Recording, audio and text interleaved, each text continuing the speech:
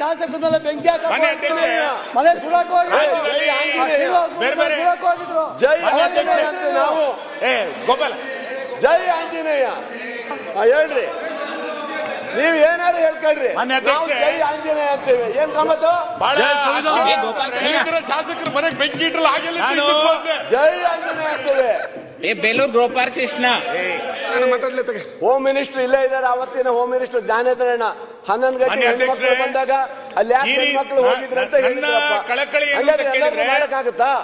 ನನ್ನ ಕಳಕಳಿ ಏನು ಅಂತ ಕೇಳಿದ್ರೆ ಅಡ್ಜಸ್ಟ್ ಮಾಡ್ಕೋಬೇಕಪ್ಪ. ನನ್ನ ಕಳಕಳಿ ಏನು ಅಂತ ಕೇಳಿದ್ರೆ ನಮ್ ಲೀಡರ್ ಹೇಳ್ತಾರೆ ಏನ್ ಸತ್ತೋಗಿದ್ರ ಪೊಲೀಸರು ಅಂತಾರೆ. ಪೊಲೀಸರು ಎಲ್ಲಾ ಕಡೆ ಇರಕ್ಕಾಗುತ್ತಾ? ಅಡ್ಜಸ್ಟ್ ಮಾಡಿರ್ತಾರಪ್ಪ. ಕಂಟ್ರೋಲ್ ಮಾಡ್ಬೇಕಲ್ಲ. ಮಾತಾಡದೆ ಒಳ್ಳೆ ಕಥೆ ಆಯ್ತು. ಹರ್ಷ ಕೊಲೆ ಮಾಡ್ಬೇಕಾದ್ರೆ ಹರ್ಷನ್ ಕೊಲೆ ಆಗ್ಬೇಕಾದ್ರೆ ನಿಮ್ ಸರ್ಕಾರ ಎಲ್ಲೋಗಿತ್ತು? ಗೋಪಾಲ್ ಕೃಷ್ಣ ನಾವೇನ್ ಸಾಯ್ಸಕ್ ಹೇಳಿಲ್ಲ. ನಾವು ಹಿಂದೂಗಳೇ, ನಾವು ಬೇರೆ ಅಲ್ಲ. ನಾವು ಹಿಂದೂಗಳೇ, ನಾನು ಹಿಂದೂ. ಯಾವನೇ ಕೊಲೆ ಮಾಡಿ ಗೋಪಾಲ್ ಕೃಷ್ಣ ಸುನೀಲ್ ಕುಮಾರ್ ಅವರು ಗೋಪಾಲ್ ಕೃಷ್ಣ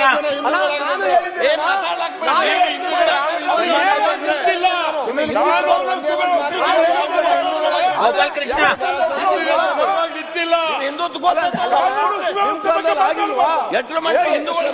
ಗೋಪಾಲ್ ಕೃಷ್ಣ ನೀವು ಹಿಂದೂ ಅಲ್ಲ ಅಂತ ಯಾರು ಹೇಳಿಲ್ಲ.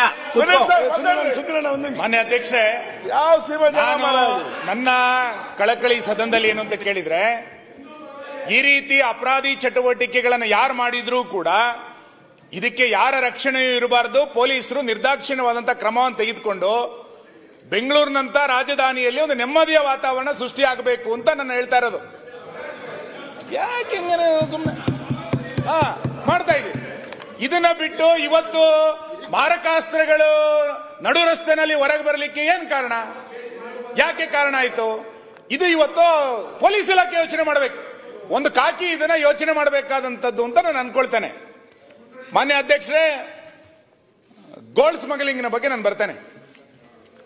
ಕಾರ್ಯಕ್ರಮಗಳನ್ನ ನೀವು ನೋಡ್ತಾ ಇದ್ರೆ ನಮ್ಮ ಚಾನೆಲ್ ಅನ್ನ ಸಬ್ಸ್ಕ್ರೈಬ್ ಮಾಡಿ, ಪಕ್ಕದ ಬೆಲ್ ಐಕಾನ್ ಒತ್ತಿ ನಮ್ಮನ್ನ ಬೆಂಬಲಿಸಿ.